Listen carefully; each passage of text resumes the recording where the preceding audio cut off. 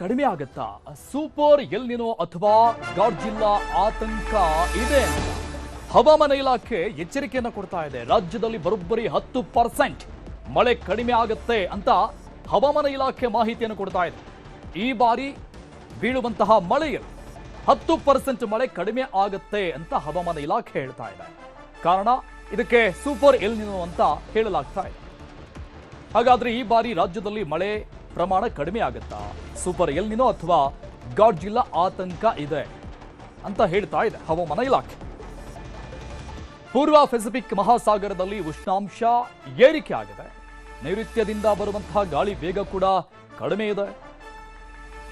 ಹಾಗಾಗಿ ಮಾನ್ಸೂನ್ಗಳು ಬರೋದಿಲ್ಲ. ಕರಾವಳಿ, ಉತ್ತರ ಒಳನಾಡಲ್ಲಿ ಮಳೆ ಕೊರತೆ ಉಂಟಾಗ್ತಾ ಇದೆ.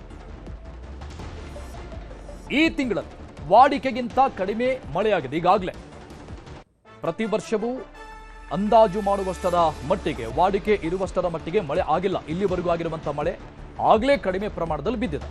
10% ಮಳೆ ಕಡಿಮೆಯಾಗುವಂತ ಸಾಧ್ಯತೆ ಇದೆ. ಈ ಬಾರಿ ಮುಂಗಾರು ಸಮಯದಲ್ಲಿ 10% ಮಳೆ ಕಡಿಮೆ ಆಗುತ್ತೆ ಅಂತ ವಿಜ್ಞಾನಿಗಳು ಹೇಳ್ತಾ ಇದ್ದಾರೆ. ಹವಾಮಾನ ಇಲಾಖೆ ವಿಜ್ಞಾನಿ CS ಪಾಟೀಲ್ ಈ ಬಗ್ಗೆ ಮಾಹಿತಿಯನ್ನು ಕೊಟ್ಟಿದ್ದಾರೆ. ನಮ್ಮ ಪ್ರತಿನಿಧಿ ಪ್ರಗತಿ ಅವರನ್ನ ಮಾತನಾಡಿಸಿದ್ದಾರೆ. ಏನ್ ಹೇಳಿದ್ರು ಅಂತ ನೋಡೋಣ. ರಾಜ್ಯಾದ್ಯಂತ ಭಾರಿ ಮಳೆ ಆಗ್ತಾ ಇದೆ. ಬೆಂಗಳೂರಿನಲ್ಲೂ ಕೂಡ ಮಳೆ ಆರಂಭ ಆಗಿದೆ. ಇನ್ನೆಷ್ಟು ದಿನ ಮಳೆ ಎಚ್ಚರಿಕೆ ಇದೆ, ಇದ್ರ ಬಗ್ಗೆ ಮಾತನಾಡೋದಕ್ಕೆ ನನ್ನ ಜೊತೆಗೆ ಹವಾಮಾನ ಇಲಾಖೆಯ ವಿಜ್ಞಾನಿಯಾಗಿರುವಂತಹ CS ಪಾಟೀಲ್ ಅವರಿದ್ದಾರೆ. ಮಾತನಾಡಿಸ್ತಾ ಹೋಗ್ತಾನೆ.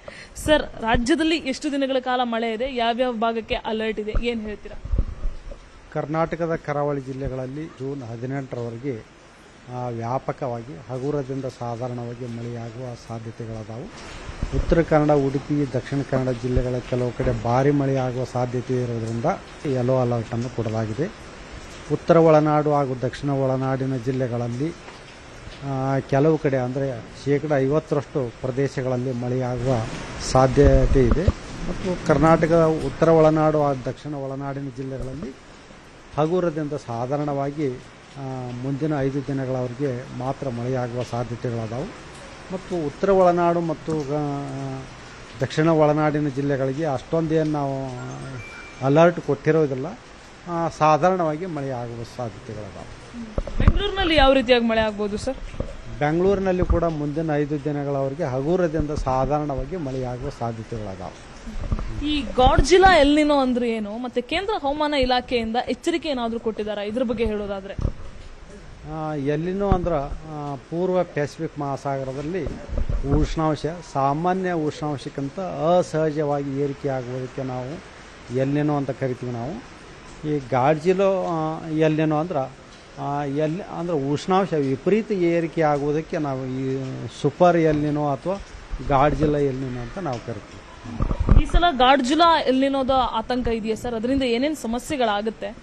ಈ ವರ್ಷ ಎಲ್ಲಿನೋ ಆಗಲೇ ಆರಂಭವಾಗಿದೆ. ಇನ್ನು ಈ ವರ್ಷ ಪೂರಾ ಎಲ್ಲಿನೋ ಇರೋ ಸಾಧ್ಯತೆಗಳದಾವು. ಬರ್ಬೋದು, ಎಲ್ಲಿನೋ ವಿಪರೀತನೂ ಆಗೋ ಸಾಧ್ಯತೆಗಳದಾವು. ಇದಿಷ್ಟು ಹವಾಮಾನ ಇಲಾಖೆಯ ವಿಜ್ಞಾನಿಗಳಾಗಿರುವಂತಹ CS ಪಾಟೀಲ್ ಅವರು ಹೇಳ್ತಾ ಇರುವಂತಹದ್ದು. ವಿಡಿಯೋ ಜರ್ನಲಿಸ್ಟ್ ಯೋಗೇಶ್ವರ್ ಜೊತೆಗೆ ಪ್ರಗತಿ ಶೆಟ್ಟಿ, ನ್ಯೂಸ್ 18 ಬೆಂಗಳೂರು.